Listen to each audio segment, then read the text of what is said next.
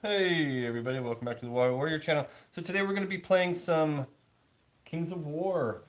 Steve came down, up, I guess, north, from Lincoln. Steve brought his Ratkins. So we're going to be recording the video like we normally do, so you can be able to tune in and follow along as we're playing. But real quick, we'll just go over. We have not played second edition. I have in my head probably a dozen times, kind of just theoretically played it, but I've only played 3 matches of actual real Kings of War, and that was in first edition. Second edition wasn't a huge change but for me, I wasn't so used to anything anyway, so it was like no big deal. But so I'll go over my list real quick, and then Steve's going to go over his list. Steve, if you remember, plays Soviets a lot. Chris and I played a match the other day, and we were talking about Steve and his Soviets a little bit. Like as the campaign goes on, I like to get Steve on the other side, and then Chris would just referee it. But so I'll go over my list with you, Steve. And I set up the table like kind of like this. I don't know really about setting up a Kings of War table that much, but I just want to kind of keep it simple. Got this like train feature in the middle. I took the houses out of it to make it not confusing. It was a little easier to use. A couple woods, a couple walls. So the League of Rhordia, which is under the Kingdoms of Men, and I had made a whole bunch of Kingdoms of Men lists in my head. And what I ended up doing was, let me turn this around so I can see. So I made a Kingdoms of Men list, but then this League of Rhordia, which is like a sub list under the Kingdoms of Men. I kind of like some of the features in it. So I have probably 12 theoretical lists, some with more shooting, some with less, some with more cavalry, some with less. But this is one I think is a good balance. So I'm going to go with this. Ignore the Panzer tanks. That's for the other game. But so I've got 2 hordes of spear phalanx. They have the pike upgrade, which gives them ensnare. Uh, I have 2 regiments of foot guard, and that's where I really scaled back with this list because I have a whole bunch of foot guard made up. I like their stat line, but my foot guard, those 2 regiments have the two-handed weapons, so their defense is a 4, and they have crushing strength 1. Uh, and then I have 2 crossbow blocks with the rifle upgrades. They're just a 10-man little unit there, troop size. And then I have 10 knights, which is a regiment size for the knights. Cavalry, thunderous charge, headstrong. No magic. Yeah, I don't have any. See, this list I noticed I don't have much in the way of magic for any of my units. I don't have any like caterpillar or any of that stuff on there. I have 5 mounted scouts. When I made this list, I thought that was a good idea. I have an honor guard, which are these guys, and they are kind of large cavalry, crushing strength 1, iron resolve, thunderous charge 2. And I have 3 volley guns, which are represented by a land mattress homemade model, a Nebelwerfer, and a 30 caliber Vickers machine gun. So I got 3 volley guns.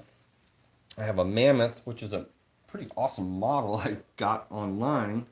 I don't like this big structure on the top, but other than that, it's pretty badass. That's just a giant monster thing. And then Duke on ancient winged arrows, basically guy on a bird. Crushing strength 2, fly, iron resolve, nimble, radiance of life, which is why I like him in that radiance of life. He's decently enough punchy. See, in this list, I noticed, in the other list, I think I put more magic items on some of my stuff to make them more fighty, but it's more generic.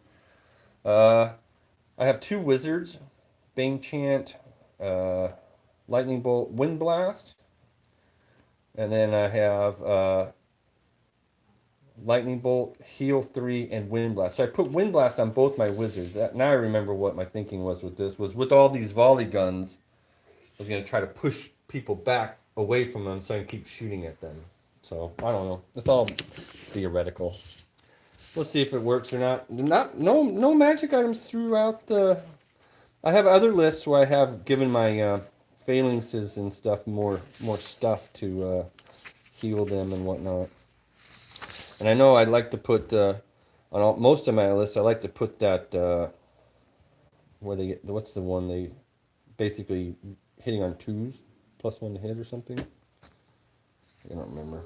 Oh, blade of slashing. Yeah, I did give him a blade of slashing. What's that? That's a piece of junk. That's a 5. That's a re-roll 1 miss, I think.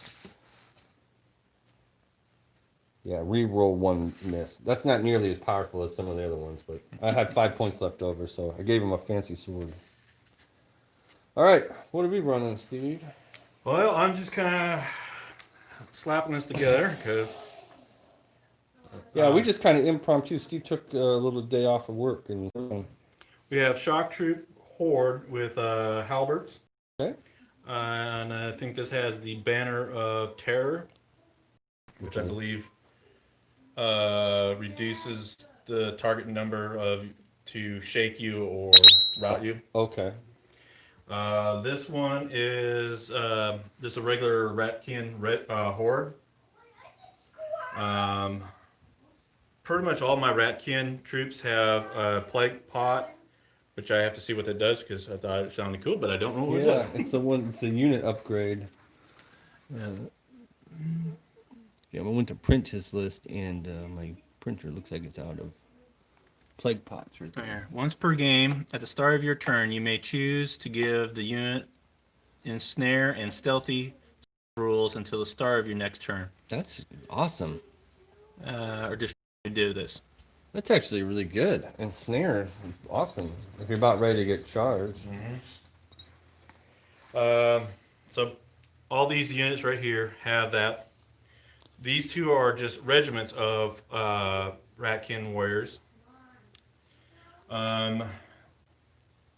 This is a spear unit of Ratkin warriors. So these guys have halberds, they have swords, and they have spears. Yep. Which gives them the phalanx rule. Okay. These are basically 3 weapon teams of basically the old flamethrower, basically. Okay. This is being used as a shredder. It's range 48 shoot, or wait, no. Shredder, basically this is a shooting weapon. Mm-hmm. Shooting weapon. This one has a range of 48. It has a, does a D3 D3 blast. Okay. We have 2. Oh, the D3, like a cannonball. Yep. Gotcha. These 2 are Ratmen, or mutated rat fiends. 2 regiments of those. This is a Death Engine Spewer. We have a Warlock, and then what they call a Mother. And if you actually reverse the two vowels in it, it says Mother Crazy. Mother crazy. Yeah, it's CRYZA, but if you swap those around. Gotcha. So. And that's what is that like your general inspiring, very inspiring or something? I don't know if they. I don't think rats deal with inspiring. No, actually, they do. It's inspiring somewhere. It's probably that general guy. Yeah. So. What is he? Oh, mother. Cloak of Death, Crush 1, Ensnare, Inspiring, Nimble, Stealthy. Has Lightning Bolt of 5, Bane Chant of 3, Veil of Shadows 2, Blood Boil. So he's kind of a wizard, more than a combat character. Yeah, he has a melee He of does have 3. and 5 attacks. So I mean, he could fight a little bit. But. Well, in here, if you get heroes locked up in combat, it's Yeah, they're not that great. Although if you can get on the side or something. yeah. All right, so we're going to set up the other camera and start rolling. So I have, like I said, I have the new books, but it's on my phone. So I'm going to get off my phone and we'll figure out what scenario we're going to play, and then we will set up and start recording. So, yay, Kings of War!